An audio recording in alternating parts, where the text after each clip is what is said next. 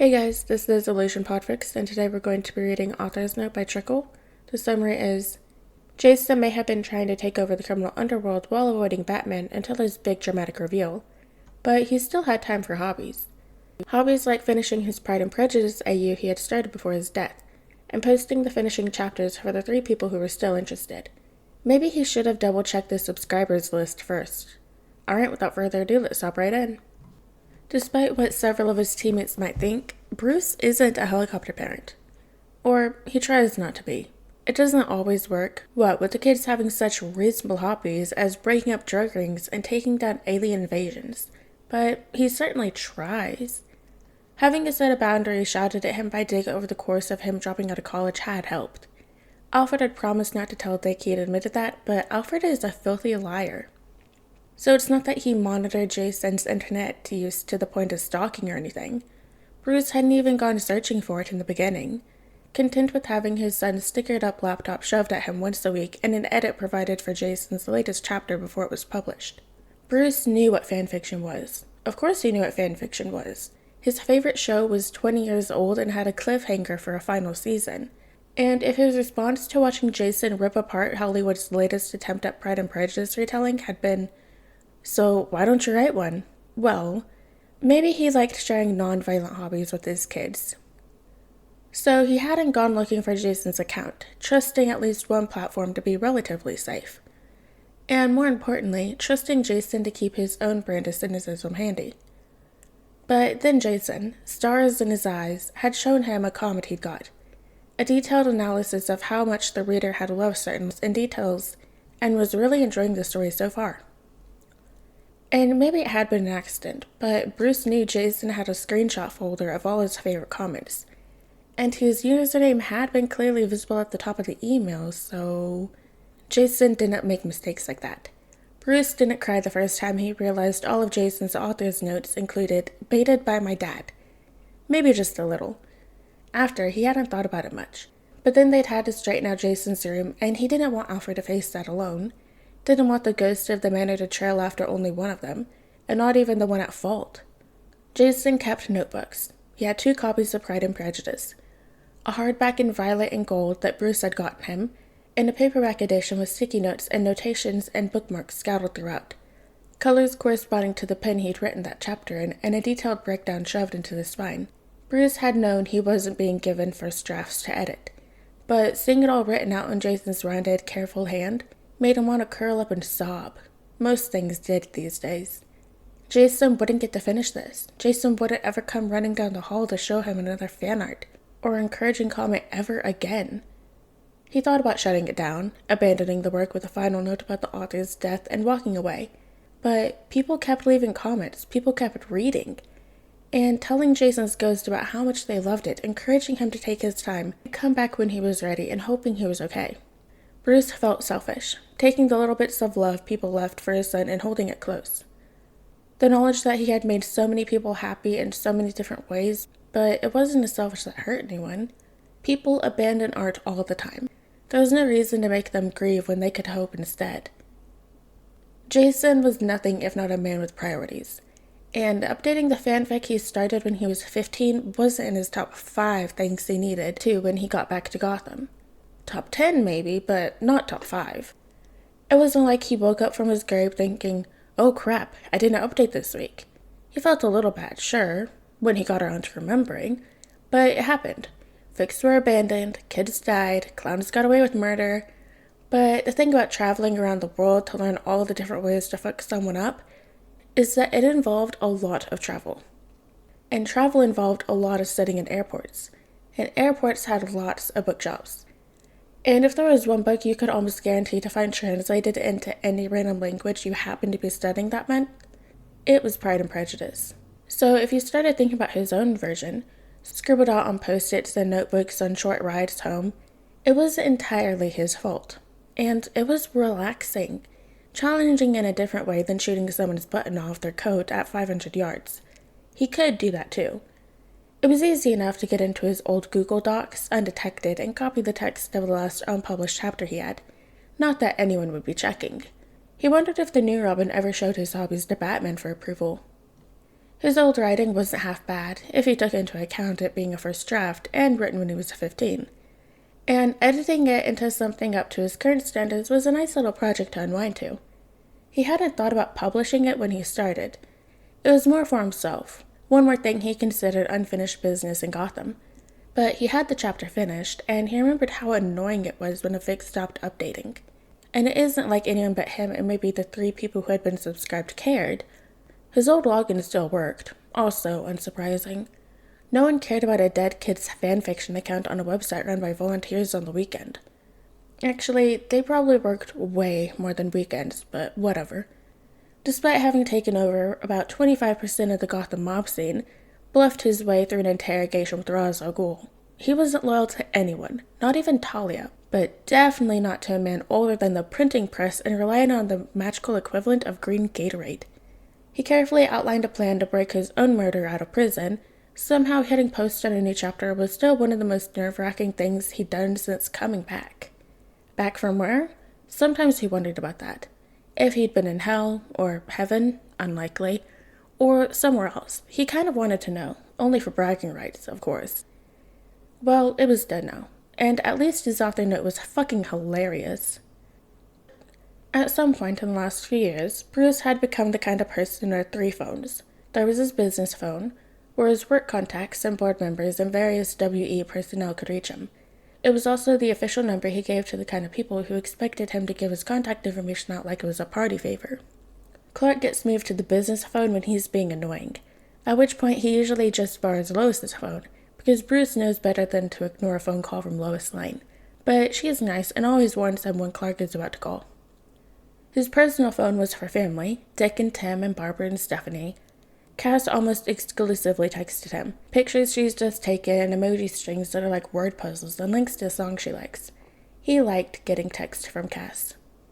The founders of the Justice League, the ones who wiggled their way into his life like stray cats on a fire escape and refused to leave, even though he insisted they arrange some actual cover stories for why they know each other, just in case someone thinks it's weird that a test pilot from the coast and a forensic scientist from Central City have each other in their favorites list. It's not like the cover stories were even hard.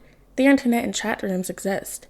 Hal was far more dramatic than Bruce could ever attempt to be about this. The 3rd phone was for patrol and had 3 numbers saved. A handful of people knew it existed, and even fewer had a direct line that didn't need to be manually redirected by Oracle. He hated when that phone rang. But sitting in his office meant he actually had 4 phones, because there was the landline too, that his secretary/assistant/personal godsend used to inform him of upcoming calls, for the people who decided to act like professionals and contact him through official channels, instead of trying to set up a merger over a text message.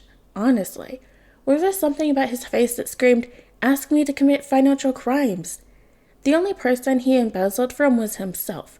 But that was for Batman, and honestly, he didn't feel bad about using some assets to save the world every now and then. Capitalism can't exist if Earth has turned to war-torn wasteland. The board should thank him for it, really. He was halfway through the paperwork he was going to pretend he didn't understand at the next board meeting, because this was from Henderson's department, and Henderson was a prick, who Bruce knew hadn't written the report himself but would attempt to take credit for it. If he could explain it correctly, he might even avoid a reprimand. When his personal, family-only phone buzzed, it was a picture from Tim, one of the pictures he had taken on his last trip to the aquarium with the girls. Cass and Steph are framed against a tank full of tropical fish, and a giant tortoise floating in the upper corner. Bruce could just about see the wonder on Cassandra's face as Stephanie points it out to her. He probably should tell Tim to stop editing during school hours, but he just sends, "Remind to print this," text instead. The printer in his office actually should have photo paper. It'll take a second to set up. And he was already planning on taking a lunch break. Well, he was planning on eating the lunch Alfred had very pointedly packed for him while continuing to work, but this is close enough to a break without it counted. He fudged around on his phone while he slid the paper into the second tray, uploaded the image to the printer, and absently checked his personal email. Promotions, corporate, book box notification, chapter update, reminder to renew his Zoom membership. The printer hummed as it clicked on the chapter update. The picture slid neatly into the tray as he blinked, the words on the screen making no sense despite being remarkably clear. Chapter 13 out of 26, Pride and Prejudice, posted by Robin Bard. Actual update, sorry guys. The chapter summary read 6,564 words. It was a lie. It couldn't be an actual update. But it was. Bruce wasn't sure what he was feeling. Something between anger and blank disconnect that he'd lived in for so long after Jason. Dick would say Bruce was never sure what he was feeling, and that was the problem. Bruce would argue that there was no emotion that could quantify, someone hacked my dead son's account on that popular fanfiction hosting website, and seems to have actually posted a new chapter. It was a very specific emotion. Bruce wasn't sure it existed. The text on the screen was mocking him, red on a black background and absolutely innocent in every way except for the fact that it existed. Opening the link was less a decision and more subconscious desire to move, to act, to figure out exactly what the fuck was going on here.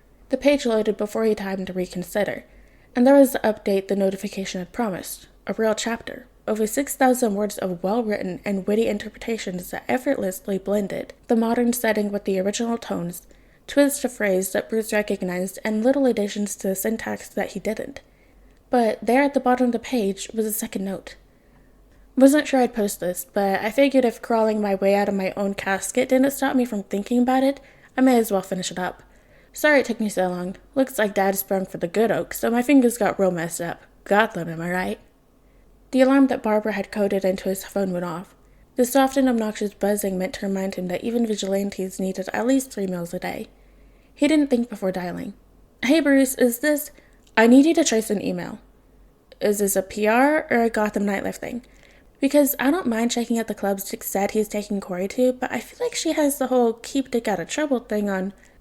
Bruce took another breath before interrupting her again. Both. It's both. Barbara said nothing, tapping away at the other end of the call until he heard her muttering about firewalls and back doors. He knew she had a way to get into his phone, just like she knew he had a way into her computers. Not using them was a matter of trust. Or, in this case, permission. You read Pride and Prejudice AU? I always thought you'd be more of an episode kind of guy. You know, the adventure continues, but made by fans. She sounded amused. Jason said he read it to you. He said you liked it. There is a very specific kind of sound that is just grief speaking. Bruce heard it on the other end of the line, and the sharp intake of breath that ended it, and wondered if that's all he'd ever have to give the people who knew him.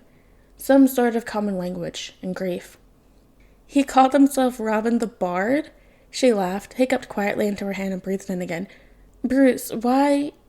It updated today. Yes. It updated half an hour ago. Yes. There was more typing, more sharp clicks as she started tracking the email, even while they spoke. 1,000 unsaid things between them. He couldn't do anything but listen, staring out at the city and the rare days of sunshine it granted them. Something rustled on the carpet as they shifted, turning out to the window as if the cloud-scraping spires could tell them something before Barbara could find it. Why did you call me? I know you can trace this yourself. He stared down at the photograph for a moment before he'd bent to pick it up. Cass and Steph and the reflection of Tim in the aquarium glass. He could lie, of course, or hide behind some compliment about her skills, and how he wouldn't have access to a secure computer for hours, and he doesn't have time to do it neatly where it would take her no time at all. The glossy paper shined bright in the noon sun, bouncing off the children in it. He remembered the long afternoons and edits and debates over word choices, and the flood of comments that Jason would sigh over every Monday. Because I'm trying, he said, and I can't do this alone. Jason didn't think of the chapter he posted once it was up. He didn't think about it. He didn't not think about it either, but he had several gang territories to untangle before he could even hope to make a pass at them, and that particular map was a good distraction for at least 4 hours. And then he had the next chapter to write, because there was something relaxing about trying to unpuzzle how he remembered wanting to write this thing, and actually writing it out. Apparently, the pit could heal all wounds, even writer's block. There was a thump on the fire escape outside, probably the neighbor's kid sneaking out to buy soda again, and the shuffle of boots on the old metal. And then Batman was in his living room. Jason's reflexes were good. Jason knew his reflexes were good, because for the last 2 years, it's the only part of him that reliably operated outside of his own shitty health and consistent breakdowns. That doesn't mean his first reflex, faced with the big bad bat in his living room, was to pull a gun. What the fuck? You don't knock? Of course it wasn't. That would mean his reflexes were useful. Jason. Bruce hadn't turned on the voice modifier Jason knew he wore. He might have been wearing the cowl, extra 3 inches of height and billowing cape, and all that, but this was Bruce, dressed as Batman, in his living room. He wasn't supposed to meet Bruce, not yet, maybe not ever. What are you even doing here? How did you get this address? Jason stood, narrowing his eyes at the way Bruce swayed forward, breathed in, settled into himself instead of filling the room like he always did when faced with one of the rogues. Did Talia tell you? Talia? Why would Talia tell me where you were? Jason threw his hands up because clearly Batman, Bruce, wasn't operating at full capacity right now. How else would he find this location? Pride and Percolators updated from this location 6 hours ago. I traced the email. You... what? He hadn't expected that. Pride and Percolators, the modern AU you were writing? It was updated from this location, and when I got the email I checked. I asked Barbara to check if it was a hack. Bruce shuffled, yanking the cowl down and just stared at him. It wasn't. No, my password still worked, Jason answered distractedly. Bruce looked kinda pale, like he would after long patrols and particularly brutal cases. The kind he usually locked Robin out of. Barbie still got it then? Bruce didn't answer, he just stared. Do I have something on my face or something? Jason probably should have been a lot more mad about this. It was just, Bruce looked so fucking lost. It was kinda funny. Your author's note. It sounded like he was choking on it. Did you actually have to... Did you really? Jason. Jason doesn't remember seeing Bruce cry. He does remember what it sounds like. Yeah, I did. What are you gonna... Wait, you read the update? He paused. You got the email update? You were subscribed? It felt like something he never knew, not something he had forgotten. Had he forgotten? Bruce looked absolutely scandalized, horrified even. Of course I was subscribed. I left a comment every week. Thought you knew, he added quietly. Oh my god, you were the graying ghost. Oh my god, you fucking nerd. Jason wanted to laugh. He wanted to shoot something too. But he always wanted to shoot something these days, so that was less surprising. So if you knew my account and everything, why didn't you shut it down? You could have left an endnote or a closing chapter explaining what happened. Instead, it was just... He gestured, unsure what he was trying to say, what he was even asking. For almost 3 years. Bruce moved like he was going to step forward before swaying back and letting a low hum from the back of his throat. Because of the comments. The comments? Somewhere in the back of Jason's mind, he knew he should be ending this conversation, moving on and getting out and starting his plan from scratch if necessary. It's just... comments? At least once a week. Bruce nodded, and now he was moving forward, was coming closer.